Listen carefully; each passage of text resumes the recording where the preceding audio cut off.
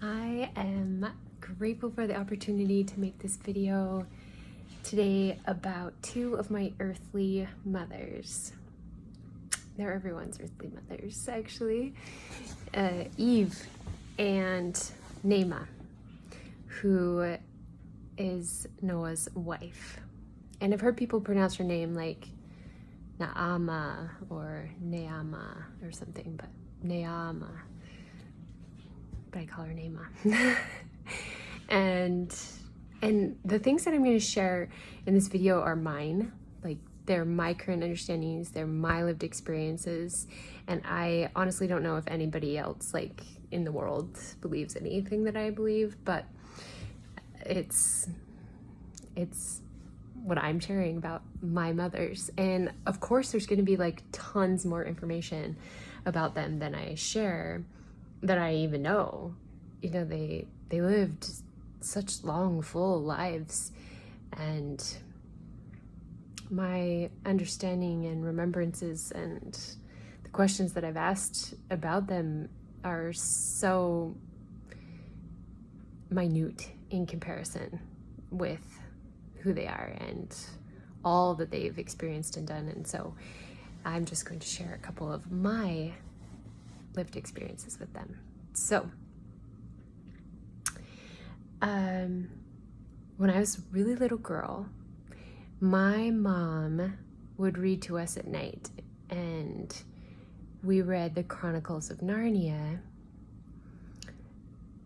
And in the Chronicles of Narnia, the children from here are given the title Sons of Adam and Daughters of Eve. And I loved that idea of being a daughter of Eve.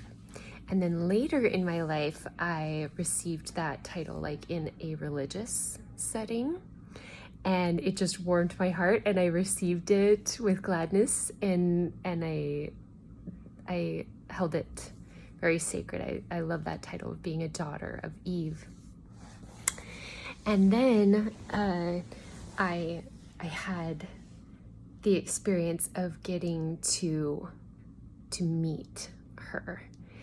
And when I talk about these experiences, they're very sacred to me, and I'm not trying to make light of them, but I also just want to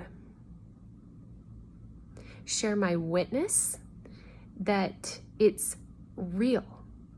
Like, the gospel of Jesus Christ works. The stories that are told in the scriptures are patterns for us to follow, and we are welcome to, and they are waiting for us to ask and receive them and learn from them and learn with them, because we're all in this together. And they want, like, our success isn't the right word, but like we're all bound, we're all tied in this. And so as much experience and wisdom that they can share, they want to. And so when we come in prayer and ask, like, I want to learn about this, or I need to understand this for my mission and my life, may I ask my mothers about this, or may I ask my brothers about this, or, you know, whoever. Why not? Why not? What are they doing? They want to be with us. We matter to them. And so that's my lived experience, and that's my witness, that it's not just a story that we can receive true messengers to teach us. So the first time that I got to meet Eve, she blessed me, and I was asking about our ability to nurture our children in times of calamity. because my concern was, I mean, there was just a lot of things happening in the world, and people, I was really into like emergency preparedness and food storage and all this stuff. And, but people's entire homes were being burned, you know, or washed away in the floods. And I was like, no matter how much we prepare, it could be gone in an instant. Like, how, please show me how I can be ready.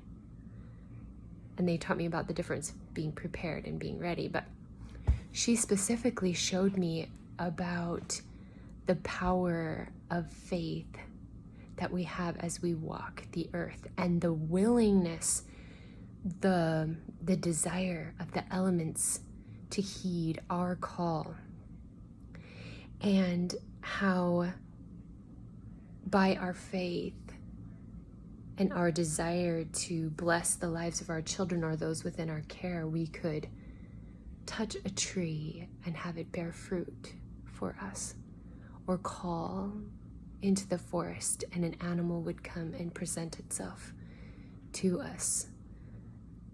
No need to hunt or kill, but just to call and have them answer. That we could live our lives with that much faith and love and respect of the earth, that she would yield her fruit for us in our time of need. And she also taught me about receiving elements from the earth, and that was like that was mind-blowing to me. But even that is like a step down, because we can receive from the sun. You know, we can receive from the earth everything that we need, but that's a different level. I mean, that's like a translation level, but for those with lesser faith, we could call for fruit to come or animals to come, and they, so that they could still eat that sustenance instead of receiving directly those elements that our bodies need and without eating. But she also taught me much about the stories that are told of her in the scriptures as we have them, and just the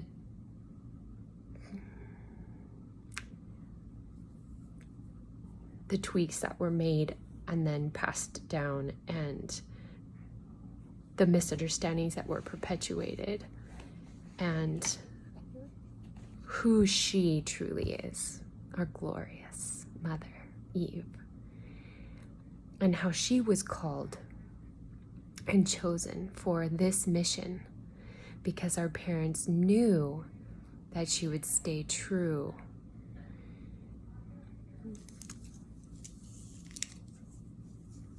So, trying to decide how much to spend on this. So, she knew when she came.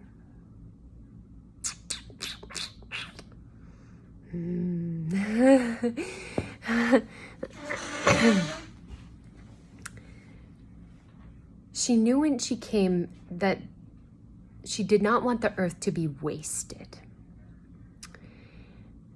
because that was a possibility because of some things that had happened before. And so she passed through the veil, but it was embedded so deeply in her heart and mind to have children so that the earth wouldn't be wasted, and specifically to stay with Adam, to have those children. And so the way of the tree of life, the way of our mothers of having children, and again, this is the way that it was taught to me, and I don't know if anyone else believes any of this, but this is my belief and understanding.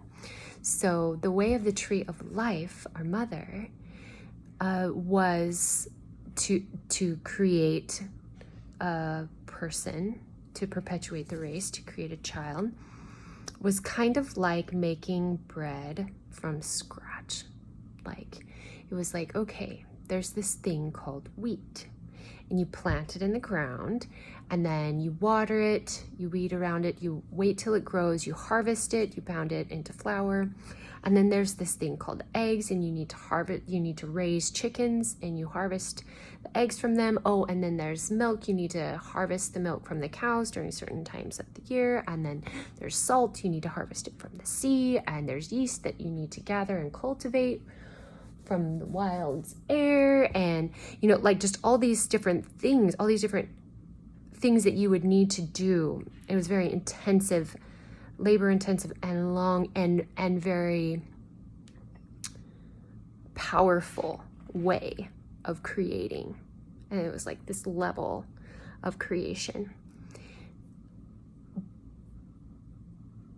But because of this burning desire that Eve had to have children, like right now, she became somewhat impatient. And no, I'm not faulting her. I'm just, this is how she explained it to me. So, and the death tree, which is the dark lady, because trees represent women. So the tree of knowledge of good and evil, as other people say it to me, she had a much faster way, kind of like add water and you've got a bun in the oven way of creating children. Like at a very, very celestial, even hellish level, children are brought into the world. It's a very, it can be a mindless process. Like there are people, I remember watching this documentary once about women who delivered a baby who didn't even know they were pregnant. And I was just like, were they just like in complete denial? Or they really just not know? Or whatever. And you know, these, I mean, we could go into all these things, abortion and just all these tragedies that are just a very absolutely miraculous but low way of creation of human beings. And that's why there's so much disease, and that's why there's just the degeneration of the race. And we get to raise that back up. Okay, I'm not going to talk about that. It'll be too much of a detour, but anyway, and so she decided to walk that way with Adam. And so that's like, a lot of people think the fall was like an event. To me, it's a process, and that process continued on. And in some ways still continues today for some people who stay on that track. But, and so what she did is incredible, but it was a celestial way of creating. I mean, that woman's body, she had a child, give or take every 2 years for like 700 years. And she never stopped lactating during that time. Like, she is incredible, glorious. And her personality is regal. She is, at her core, a volunteer. And I praise God for her.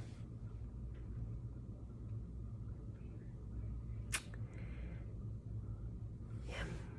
And not everyone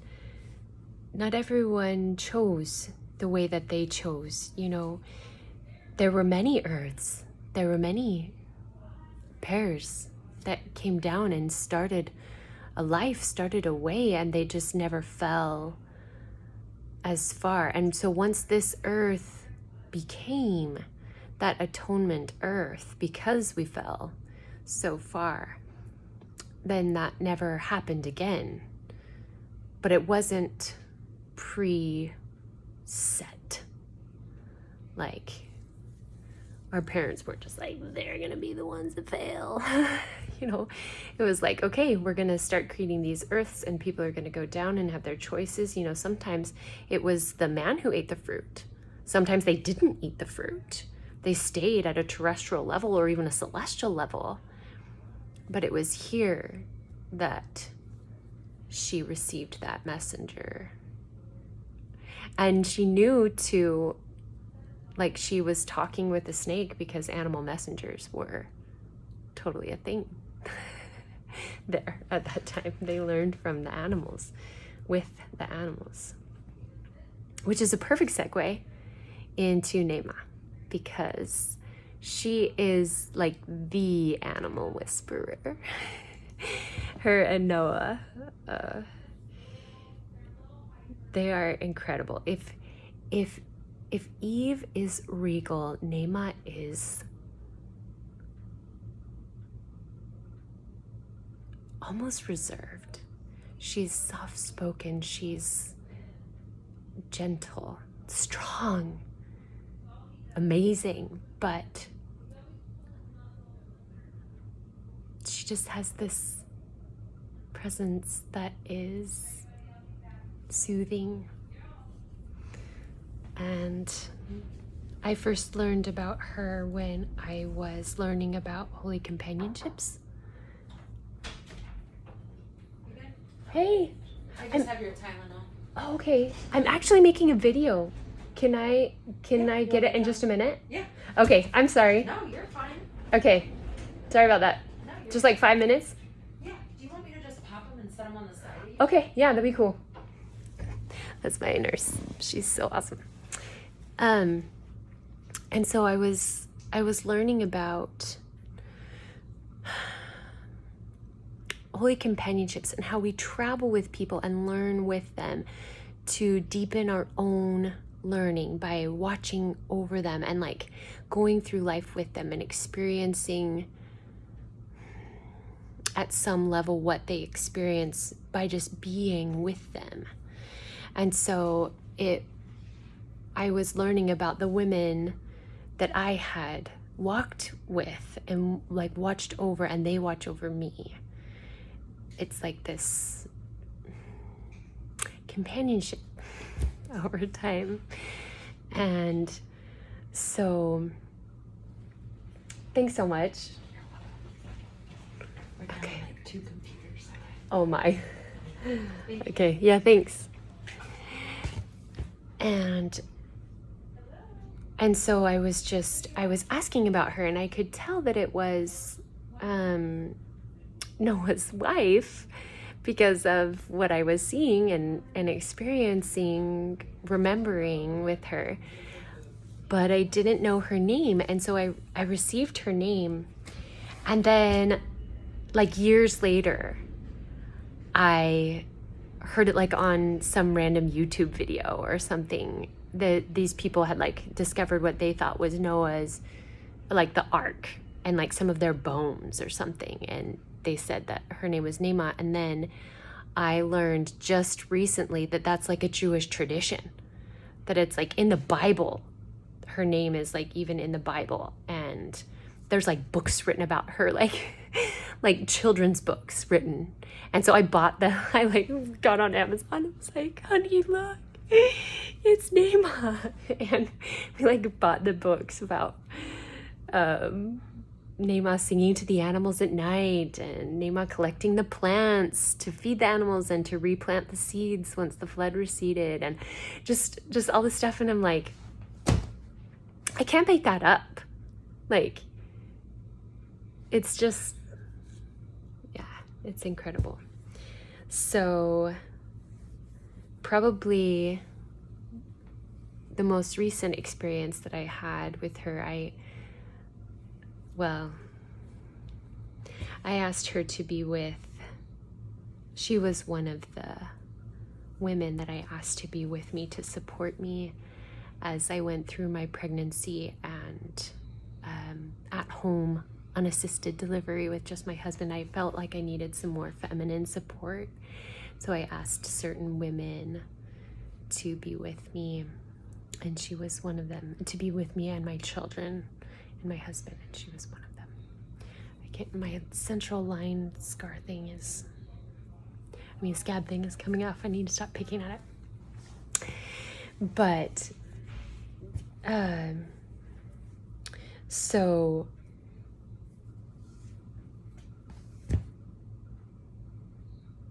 she was with me for that, and with one of my sons who also has an affinity to animals. He is the animal whisperer in our family, and she just so sweetly nurtures him. And anyway, but I was nursing our baby in the night. It was Groundhog's Day, and I was just pondering about animal messengers and Groundhog's Day, and that it's like the last residual in our culture, or one of the last residuals in our culture of that truth that, now it's kind of made fun of, or it's kind of become like a weird, silly thing, but that it's true that the animals have a message for us. And she came to me in the night as I was nursing and taught me the message of the groundhog. And very, very, very gently chided me, along with the groundhog, to not feign waiting on the Lord when it is my own shadows that are stopping me from stepping out of my little burrow. And like I said, she is so kind, very strong, very kind. So, I think that's all I want to share for now. But these women and men are standing ready to support us in our journey. They love us. They care about us. Like, if you feel a connection with someone in your personal ancestry or in the scriptures, open yourself to receiving their counsel. Of course, with the guidance and permission of your holy ones, of our holy ones, but why not? It is such a rich, beautiful blessing. I cannot imagine my life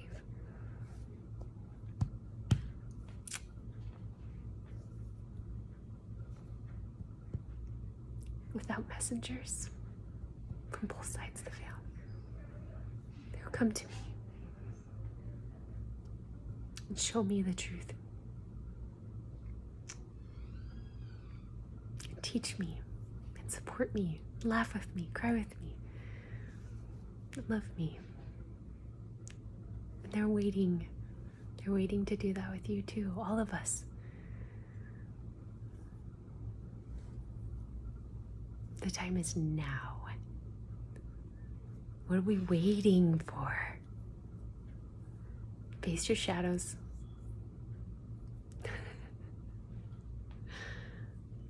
Okay. Shabbat Shalom. Again.